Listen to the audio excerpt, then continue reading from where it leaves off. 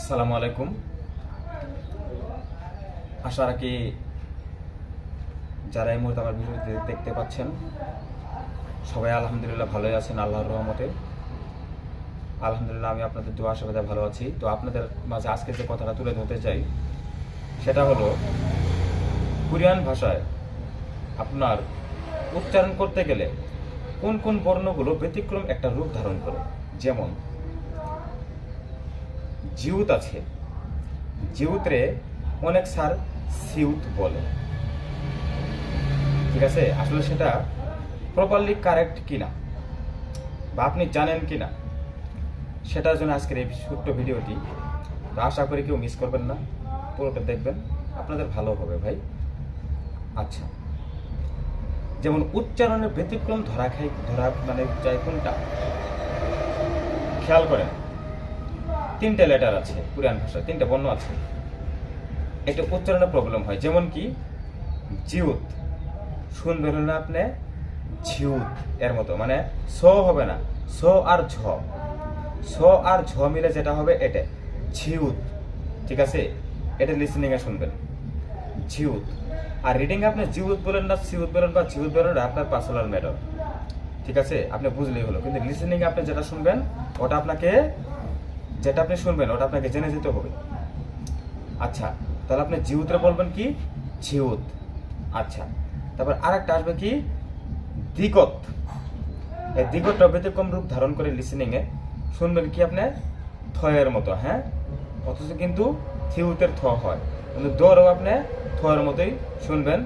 আর সেটা আসলে অনেক টিচার স্যার, আমার বিজ্ঞ স্যার যারা আছে সম্মানিত স্যার, ওনারা দিগতরেও থ বলে। আচ্ছা, আপনারা থ বলবেন না, প্রপারলি কারেক্ট হলো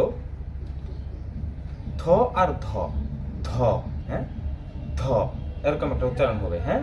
তাহলে তার প্রথমে গেল জিউত, তারপর হলো কি দিগত। এই দিগতরে বলবেন আপনি দ বলবেন না বা থ বলবেন না, বলবেন কি ধ, মানে থ প্লাস ধ, এই দুটের যে যুক্ত করে যে ধ্বনিটা উচ্চারিত হবে সেটাই হলো আপনার কি ধ। এটা আপনি পড়বেন, এটা হলো প্রপারলি কারেক্ট। আচ্ছা, এটার পরে আসলে আরেকটা, সেটা হলো কি বিউ। আচ্ছা, এই বিউকটা লিসেনিং আপনি কি শুনবেন? বিউকটা শুনবেন হলো কি ব আর খ এর একটি কমিউনিকেশন। আচ্ছা, যেমন ব প্লাস ফ, যেমন অনেক স্যাররা ডাইরেক্ট পড়ায় কি ডাইরেক্ট বিউকরে ফ বলে। আসলে এটা আমার মতে, বা আমি কুড়াতে যারা আমার ভাই আছে ওনাদের কাছে শুনেছি, ঠিক আছে, যে আসলে এটার উচ্চারণটা হবে কি ব আর ফ এর সংমিশ্রণ, তার মানে কি ফ, ব প্লাস ফ, ফ, হ্যাঁ, এরকম একটা কিছু হবে। তো যাই হোক, এই তিনটে লেটার আপনার কোরিয়ান ভাষায় ব্যতিক্রম রূপ ধারণ করে। সেটা হলো কি জিউত, তারপর দিগত, আরেকটা হলো কি ভিউ, এই তিনটা। সুতরাং এই তিনটা আমি যেভাবে বললাম আপনারা সেভাবে শিখবেন, শিখলে ইনশাল্লাহ লিসেনিংয়ে এই তিনটি আর কোনো প্রবলেম হবে না। আরগুলো যেমন আছে সেরকমই থাকবে, ঠিক আছে?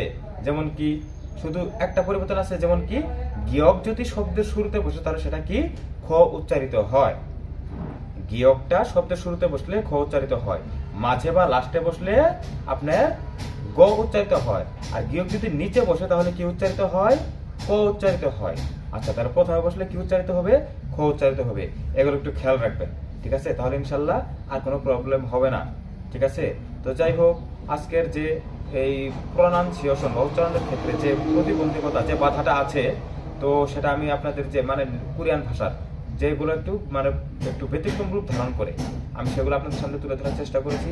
ইনশাআল্লাহ এর মধ্যে কোনো ভুলভ্রান্তি হয়ে থাকলে ছোট ভাই বা বড় ভাই মনে করে একটু ক্ষমা দৃষ্টিতে দেখবেন, ঠিক আছে? তো আজকে এ পর্যন্তই, ইনশাআল্লাহ দেখা হবে আগামী কোনো ভিডিওতে। আলহামদুলিল্লাহ, সবাই ভালো থাকবেন।